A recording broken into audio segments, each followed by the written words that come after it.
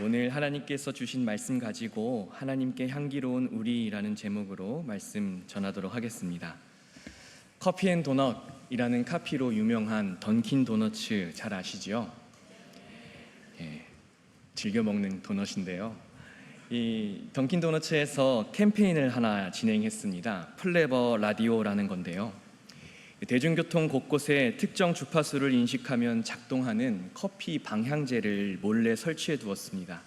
그리고 라디오에서 던킨 도너츠 광고 로고송이 나올 때마다 그 주파수에 맞춰서 방향제가 작동되도록 한 것이죠. 사람들은 로고송이 나올 때마다 은은한 커피 향기를 맡으며 대중교통을 이용했습니다. 결과가 어땠을까요? 이 마케팅을 시작하고 나서 매장을 방문하는 고객이 무려 16%나 늘었고 커피 판매량은 29%나 증가했다고 합니다. 그렇게 도넛 전문점에서 커피 전문점으로 대중들에게 각인되는 효과를 보았다고 해요. 이것을 향기 마케팅이라고 합니다. 사람들의 후각은 꽤 민감하기 때문에 후각으로 소비를 자극하는 것이죠. 특정 의류 매장이나 생필품 매장 앞을 지나가면 그 매장만의 향기가 납니다. 그래서 그 향기를 맡은 사람들은 이거 어느 옷 브랜드인데? 라고 떠올리게 되지요. 사람들은 길을 오가다가 향기를 맡게 되고 자신도 모르게 그 향기가 나는 매장으로 들어가 소비를 하게 된다는 마케팅 이론입니다. 기업들은 왜 이렇게 많은 돈을 들여가며 향기에 집착할까요? 그것은 향기는 사람을 억지로 끌고 오지 않기 때문입니다. 제발 우리 물건 좀 사세요 하고 핏대를 세우지 않아도, 그렇게 강요하지 않아도 그저 은은하고 좋은 향기를 풍기는 것만으로도 사람들의 발걸음을 자연스럽게 멈추게 하고 고개를 돌리게 만드는 아주 강력한 힘이 있기 때문입니다. 이 향기 마케팅의 원리가 오늘 이 시대를 살아가는 우리 그리스도인들의 삶과도 참 많이 닮았다는 생각을 했습니다. 세상 사람들은 우리에게 내가 믿는 예수를 좀 증명해봐 라고 대놓고 요구하지 않습니다. 오히려 우리가 적극적으로 예수를 말하고 전하려 하면 몹시 불편해하고 귀를 막아버리죠. 그렇다고 교회와 성도들의 삶에 관심이 없는 건 아닙니다. 은근히 우리를 향해 너희는 다르겠지 하는 시선을 갖고 있습니다. 세상은 우리가 하는 화려한 말이 아니라 그저 우리의 삶에 묻어나는 태도, 우리에게서 배어나오는 은은한 냄새를 통해 우리가 진짜 누구에게 속한 사람인지를 알고 싶어 한다라는 것이죠. 사도 바울도 같은 생각을 했습니다.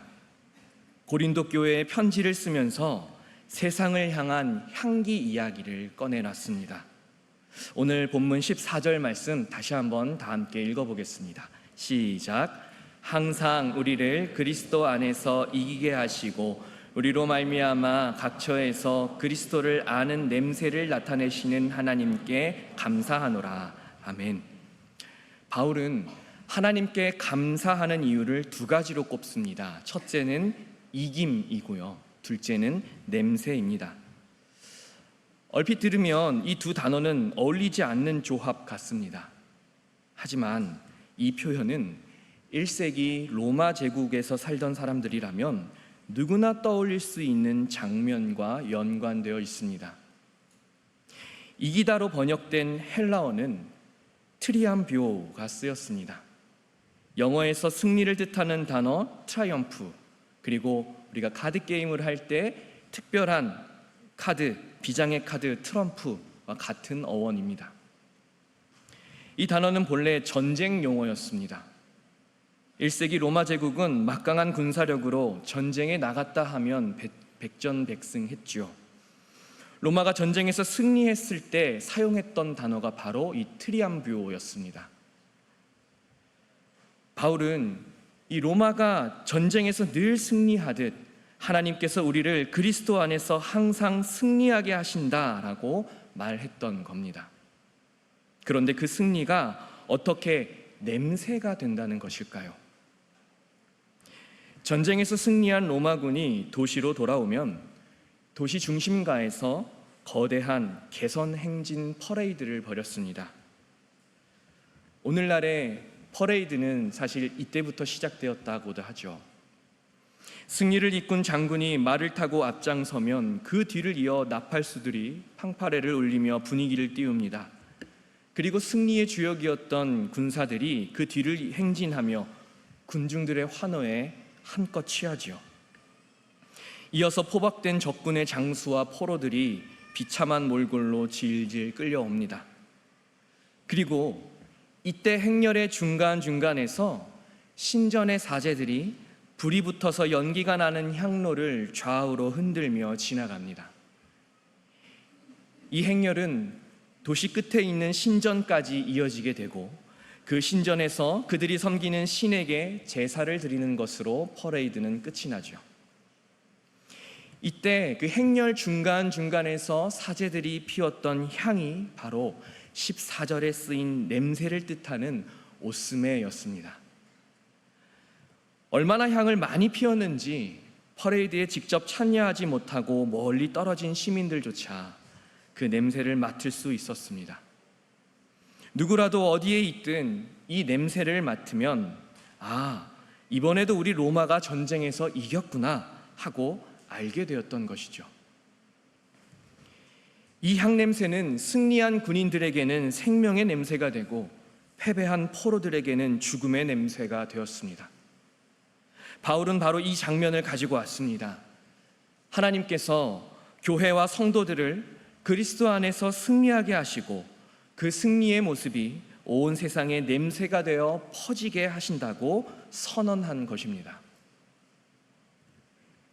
그렇다면 성경이 말하는 승리는 구체적으로 우리 삶의 어떤 모습을 말하는 것일까요? 우리는 교회에서 교제할 때 한 주간도 주님 안에서 승리하세요 라는 인사를 종종 건넵니다. 아마 우리 교회에서는 많이 안 쓰는 것 같은데요. 한국에서는 참 많이 쓰거든요. 헤어질 때 승리하세요 하고 인사를 합니다. 최근에 정 많은 정집사라는 유튜버가 교회 권사님들의 말투를 흉내내는 콘텐츠를 찍었다가 승리하세요. 대박이 났습니다. 권사님들의 말투를 흉내내면서 승리 이렇게 외치는 거예요. 그런데 교회에서 가장 많이 말하는 1위가 바로 승리하세요라는 이 말에 공감을 사면서 아주 유명해졌습니다. 그런데 여러분, 승리하세요, 승리 인사가 은근히 힘이 나요. 한번 해볼까요?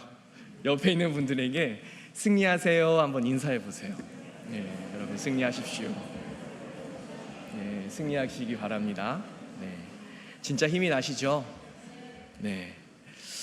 그런데요, 우리가 신앙생활을 하면서 승리하자라고 말을 할 때 그 마음 깊은 곳에 어떤 기대가 숨겨져 있나요?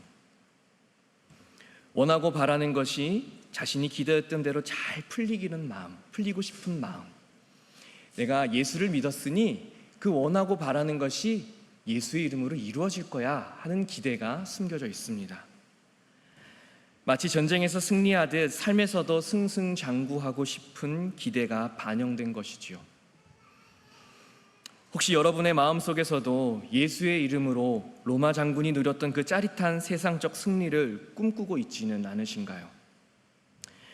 사실 사람들이 처음 예수를 믿기 시작할 때 많은 분들이 이런 마음, 예수 믿으면 다 이루어질 거야, 만사형통할 거야 하는 마음에 끌려 발걸음을 떼었습니다.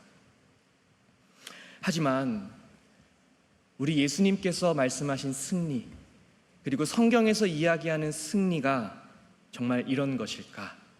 한번 돌아봤으면 좋겠습니다. 우리 주님은 요한복음 16장 33절에서 이렇게 말씀하셔요. 함께 읽어보겠습니다. 시작. 내가 이것을 너희에게 말한 것은 너희가 내 안에서 평화를 얻게 하려는 것이다. 너희는 세상에서 환난을 당할 것이다. 그러나 용기를 내어라. 내가 세상을 이겼다. 아멘. 아이러니하게도 예수님께서 내가 세상을 이미 이겼다 당당하게 선포하시는 순간은 예수님이 사람들에게 칭송을 받으시거나 귀신을 내쫓으시거나 놀라운 기적을 베풀어 인기를 얻으셨을 때가 아니었습니다. 이제 곧 가룟 유다에게 배신당하시고 범죄자처럼 군인들에게 체포되기 바로 직전이었습니다. 철저하게 실패하고 비참하게 조롱당하시기 직전이었습니다. 그런데 주님께서 내가 승리했다라고 선포하는 거예요. 앞으로 자신에게 닥쳐올 상황을 예상하지 못한 판단 오류였을까요? 아니면 그 모든 것을 아시면서도 내뱉은 자기 위안이나 허풍이었을까요? 결코 아닙니다. 예수님은 모든 걸 아셨습니다.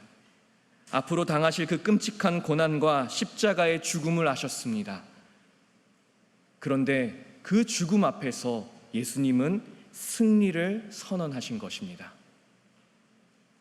그것은 그 십자가를 통해서 이루실 하나님의 계획이 승리했다라는 뜻이었습니다. 여러분 생각해 보십시오. 예수님이 어떤 분이십니까?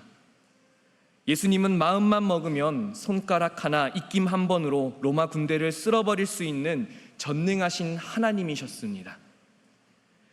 굳이 이렇게 고통받지 않으셔도 얼마든지 세상 꼭대기에서 효율적으로 군림하실 수 있는 분이셨습니다. 그러나 예수님은 자신의 신적인 권위를 과시하거나 자신의 편안함을 추구하지 않으셨습니다. 그리고 고통의 자리, 그 십자가의 자리로 묵묵히 나아가셨죠. 그 모든 쉬운 길과 힘의 유혹을 단호하게 거절하셨습니다. 그래서 빌립보서 2장에서는 그런 예수님을 향해 이렇게 고백합니다. 우리 함께 읽어볼까요? 그는 하나님의 모습을 지니셨으나 하나님과 동등함을 당연하게 생각하지 않으시고 오히려 자기를 비워서 종의 모습을 취하시고 사람과 같이 되셨습니다. 그는 사람의 모양으로 나타나셔서 자기를 낮추시고 죽기까지 순종하셨으니 곧 십자가에서 죽기까지 하셨습니다. 그러므로 하나님께서는 그를 지극히 높이시고 모든 이름 위에 뛰어난 이름을 그에게 주셨습니다. 그리하여 하늘과 땅 위와 땅 아래에 있는 모든 것들이 예수님의 이름 앞에 무릎을 꿇고 모두가 예수 그리스도는 주님이시라고 고백하여 하나님 아버지께 영광을 돌리게 하셨습니다. 아멘.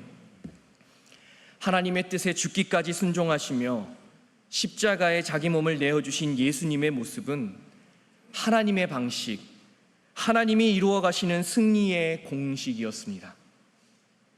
자기가 가진 힘과 권리를 주장하며 남을 짓밟고 일어서는 것은 세상의 방식이지 하나님의 방식이 아닙니다. 예수님은 그것을 아셨습니다. 그렇게 당신을 찌르고 조롱하고 배신하는 자들까지도 품으실 수 있는 유일한 승리의 방식이 십자가에서 달려 희생당하시는 것이라는 걸 아셨던 것입니다. 그래서 그 십자가 앞에서도 당당하게 이김을, 승리를 말씀하셨던 것이죠. 사랑하는 여러분, 저와 여러분은 예수님께서 십자가를 통해 이루어 주신 구원을 믿는 사람들입니다. 그리스도인이지요. 우리가 그리스도인이라는 칭호를 얻은 것은 그리스도이신 예수를 닮아 살아가겠다고 결단했기 때문입니다. 그러면 우리 안에 예수님께서 가신 승리의 삶이 함께 나타나야 합니다.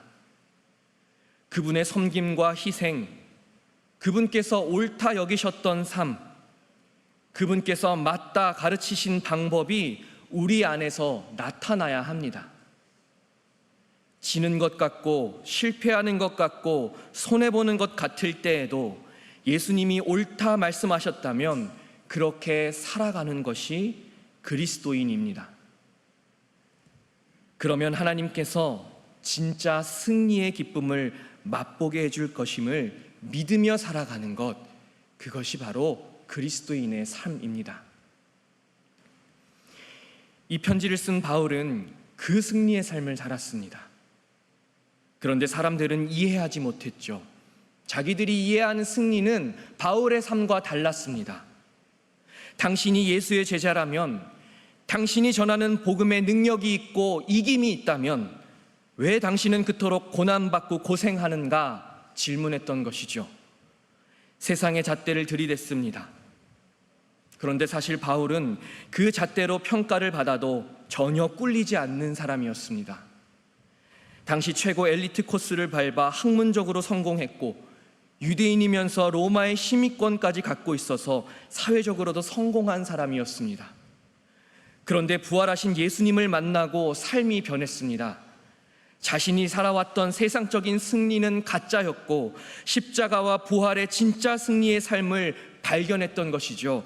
그래서 자신의 삶을 그 십자가와 부활의 예수를 전하는 데 온전히 바쳤던 것입니다. 그리고 자신도 그 예수처럼 사는 삶을 기쁨으로 여기며 그 삶만이 우리에게 진정한 승리를 가져다 준다고 사람들에게 전하고 또 전했던 것입니다. 그런데 이 정도의 훌륭한 결단이면 하나님께서 바울을 도우셔서 그가 가는 곳곳마다 엄청난 기적이 보여지게 하시고 수천 수만 명의 인파가 바울을 환영하게 하시고 꽃가마 타고 다니면서 고생 없이 살아가야 할 것 같습니다. 그런데 바울은 그러지 못했습니다. 감옥에 갇히고 39대 태형을 5번 맞고 채찍으로 3번 맞았습니다.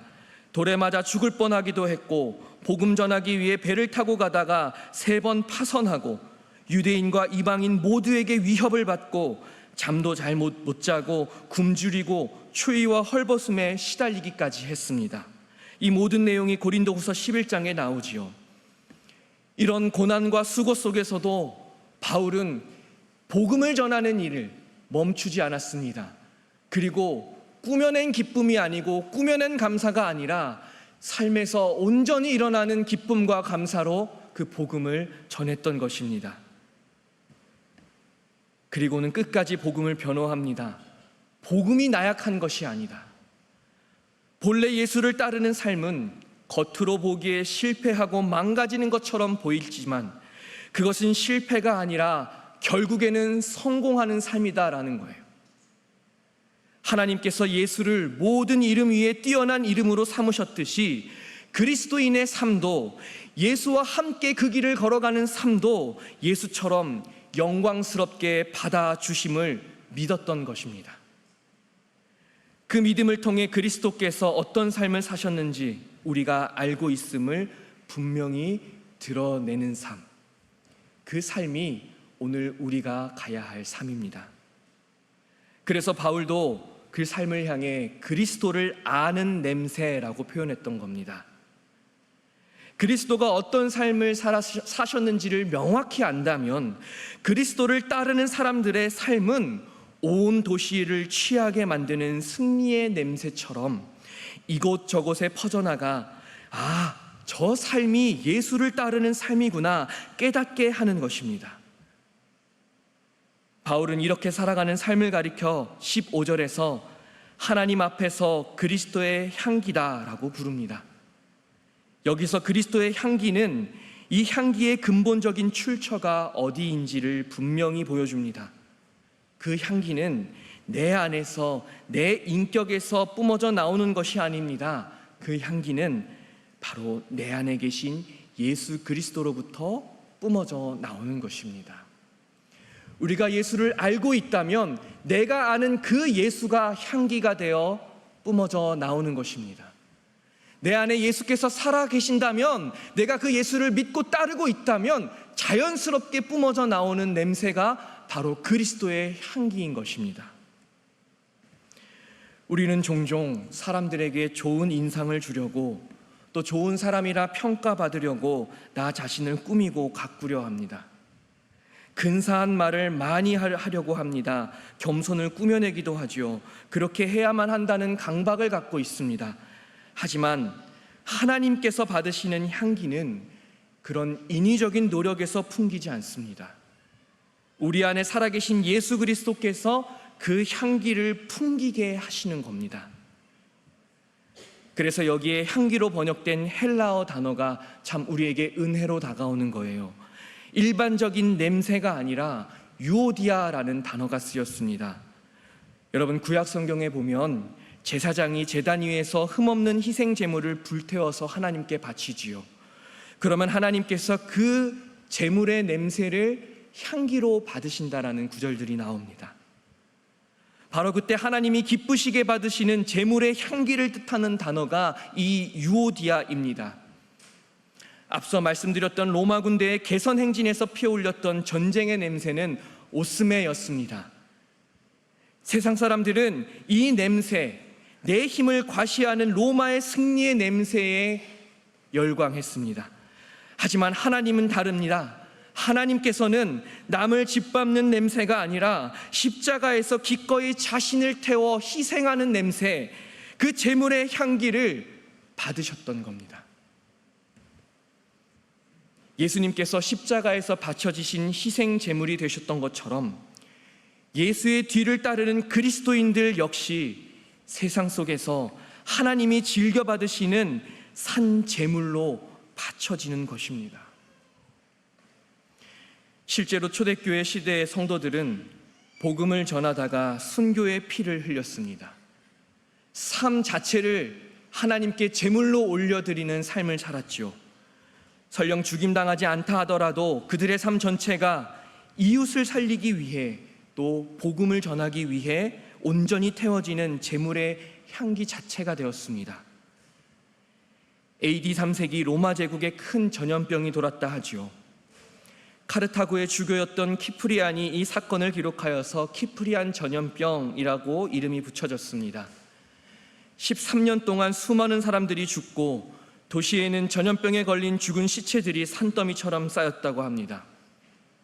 이때 로마 사람들은 병자들을 돌보는 대신 그들의 신에게 제물을 바치며 전염병이 사라지기만을 기다렸다고 합니다. 그런데 밤이 되면 어디선가 나타난 사람들이 그 냄새나는 시체를 지하동굴로 옮기고 병자들에게 먹을 것을 나눠주고 고아들을 데려다가 돌봐주는 일들을 하기 시작했다 합니다.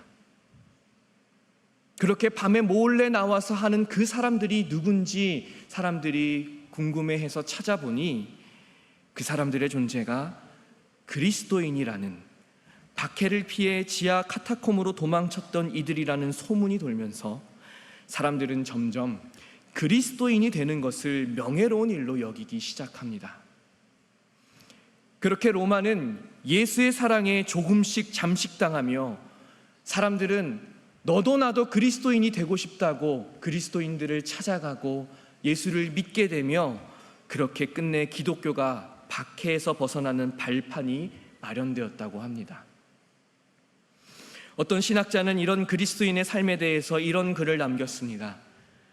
그리스도인이 있는 곳에는 어디라도 향기가 있게 마련이다. 향기가 공기 중에 퍼져나가 사람들의 주의를 끄는 것처럼 그리스도인에게 향기가 없는 것은 불가능하다. 그리스도인은 주변 환경을 본질적으로 변화시킨다. 어떤 사람들은 그 향기 때문에 도망치지만 또 어떤 사람들은 그 매력에 이끌리게 된다. 그리고 이끌린 사람들은 자기도 모르는 사이에 내적 삶의 변화를 경험하게 된다.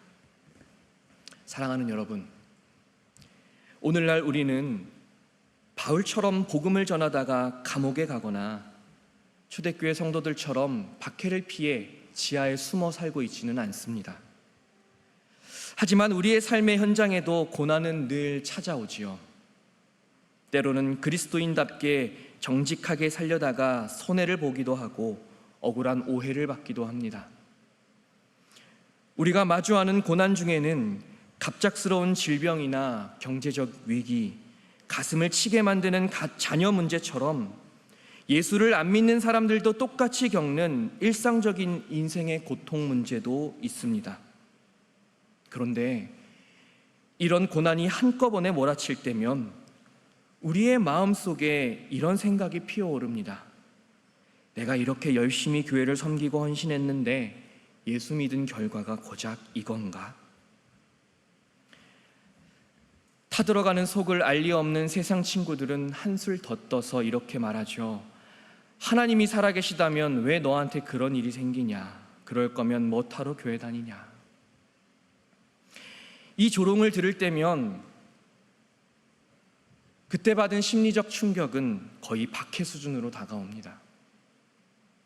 여러분, 질병이나 가난, 인생의 실패 그 자체를 십자가의 고난이라고 할 수는 없겠죠. 왜냐하면 예수를 믿는 세상 사람들도 똑같이 아프고 똑같이 그런 일들을 겪기 때문입니다. 그런데요, 그리스도의 향기는 이 똑같은 인생의 고통 앞에서 우리가 어떻게 다르게 반응하느냐에서 뿜어져 나오게 되어 있습니다. 세상 사람들은 고난이 오면 하늘을 원망하고 분노하며 내 살 길을 찾기 위해 남을 짓밟거나 불법과 타협합니다. 하지만 우리는 그 고통 속에서도 원망하지 않고 오히려 묵묵히 하나님을 신뢰하며 내게 맡겨진 섬김과 사랑의 자리를 지켜냅니다. 예수님 때문에 다르게 반응하는 것이지요. 세상은 고통 속에서도 타협하지 않고 버티는 우리를 향해 바보 같다 말할지 모릅니다. 하지만 내 억울함과 고통마저도 십자가 앞에 내려놓고 묵묵히 인내할 때 그 남다른 삶의 태도는 세상을 향해 숨길 수 없는 그리스도의 짙은 향기가 되어 퍼져나갑니다. 그리고 하나님께서는 그 인내를 굽어 살피시며 참으로 아름다운 나의 재물이요 나의 향기다, 그렇게 말씀하시고 기쁘게 받아주실 것입니다. 사랑하는 여러분, 복음이 말하는 진정한 승리는 높은 자리에 올라가서 내 이름을 크게 알리는 세상의 방식이 아닙니다. 팍팍한 일상의 고단함 속에서도, 때로는 억울한 오해 속에서도 내 고집과 자존심을 십자가에 태워 하나님이 흠향하시는 향기, 바로 유오디아를 뿜어내는 것입니다. 그리하여 나를 통해 누군가가 예수 그리스도를 느끼게 하는 것, 그것이 바로 우리 그리스도인들의 삶 가운데 승리입니다. 그러면 우리는 달라야 합니다. 이제부터 승리하세요라는 말은 세상에 나가서 내가 죽고 예수가 사는 삶 사세요라는 선언이며 축복인 것입니다. 사람들은 누구나 자신만의 고귀한 채취, 즉 삶의 냄새를 풍기며 살아갑니다. 누군가 우리 곁을 떠났을 때 남은 사람들의 기억 속에 가장 오래 머무는 것은 그 사람이 가졌던 실력이나 화려한 타이틀이 아니라 그 사람이 평소에 풍겼던 삶의 태도가 가장 짙게 남습니다. 늘 자기 권리만 주장하고 곁에 있는 사람들을 아프게 찌르던 사람은 다시 곁에 가고 싶지 않은 냄새로 기억될 것입니다. 하지만 자신이 조금 손해보더라도 기꺼이 져주고 묵묵히 따뜻한 자리를 내어주던 사람은 언제라도 다시 맡고 싶은 향기로 기억될 것입니다. 훗날 우리가 하나님 앞에 서는 날, 그리고 사랑하는 가족들과 믿음의 친구들을 떠나는 날, 여러분은 과연 어떤 냄새로 기억되기를 원하십니까? 우리 인생의 끝자락에 우리 안에 계신 예수님이 향기가 되어 사람들을 행복하게 했다라는 고백, 그런 칭찬이 우리 안에 있었으면 좋겠습니다. 그리고 여러분, 이 땅에 세워진 우리 교회가 세상을 향해 우리를 제발 알아달라고 억지로 소리치는 교회가 아니었으면 좋겠습니다. 그저 묵묵히 십자가의 사랑을 살아냄으로써 온 동네에 생명의 향기를 퍼뜨리는 공동체가 되기를 간절히 소망합니다. 이제 예배당 문을 나서서 다시 그 치열한 삶의 자리로 돌아가시는 여러분의 걸음걸음마다, 여러분이 머무시는 그 모든 자리마다 세상을 살려내는 짙은 그리스도의 향기가 진동하기를 주님의 이름으로 간절히 소망합니다.